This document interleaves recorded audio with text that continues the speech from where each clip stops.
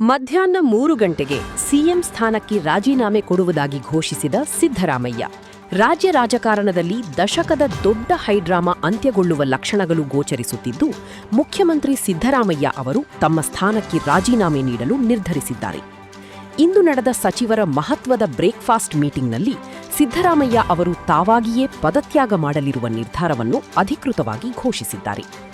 ಇಂದು ಮಧ್ಯಾಹ್ನ 3 ಗಂಟೆಗೆ ರಾಜಭವನಕ್ಕೆ ತೆರಳಿ ಅವರು ತಮ್ಮ ರಾಜೀನಾಮೆ ಪತ್ರವನ್ನು ಸಲ್ಲಿಸಲಿದ್ದಾರೆ.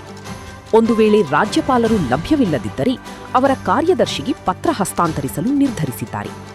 ಹೈಕಮಾಂಡ್ ಸೂಚನೆಯಂತೆ ಅತ್ಯಂತ ಸೌಹಾರ್ದಯುತವಾಗಿ ಅಧಿಕಾರ ಹಸ್ತಾಂತರ ಪ್ರಕ್ರಿಯೆ ನಡೆಯುತ್ತಿದ್ದು, ಸಭೆಯಲ್ಲಿ ಸಿಎಂ ಮತ್ತು ಡಿಸಿಎಂ ಡಿಕೆ ಶಿವಕುಮಾರ್ ಪರಸ್ಪರ ಆಲಿಂಗಿಸಿಕೊಂಡಿದ್ದಾರೆ.